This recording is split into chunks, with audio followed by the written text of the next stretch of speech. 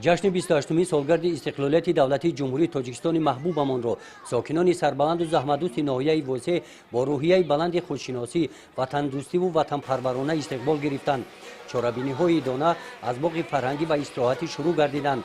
نماینده حکومت جمهوری تاجیکستان، وزیر مالیه تاجیکستان، همچنین دیگر نمایندگان اجرا کننده وظیفه رئیس ناحیه واسه از نمایش هنرهای مردمی، محصول مهنت هنرمندان و محصول کارهای خواجگی‌های تخم پروری ناحیه دیده نمودند. نمایش گوشه‌های دهقانی گواهی آن است که در ساحه تخم پروری خواجگی‌های دهقانی ناحیه واسه به نتیجه‌های نظررس نائل می‌گردند.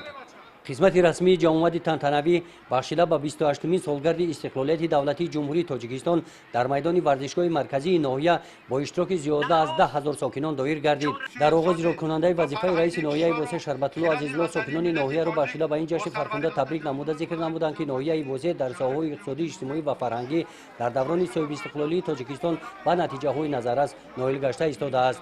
در برآمد وزیر مالیه جمهوری تاجیکستان فیض‌الدین قهارزاده که از نام حکومت جمهوری تاجیکستان ساکنان ناحیه واسه را به این جشن بزرگ ملت تبریک نمود، قید گردید که ساکنان قوی اراده و زحمت‌دوست ناحیه واسه از اجرای همه گونه عمل‌های نیک می‌برآیند.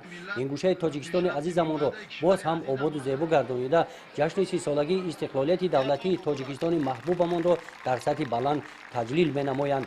سپس در چنین محیطی دانه و پیشقدمان ساحه استحصالات، ساحه معارف و بخش ورزش ناحیه افتخارنامه‌ها سپاریده شدند.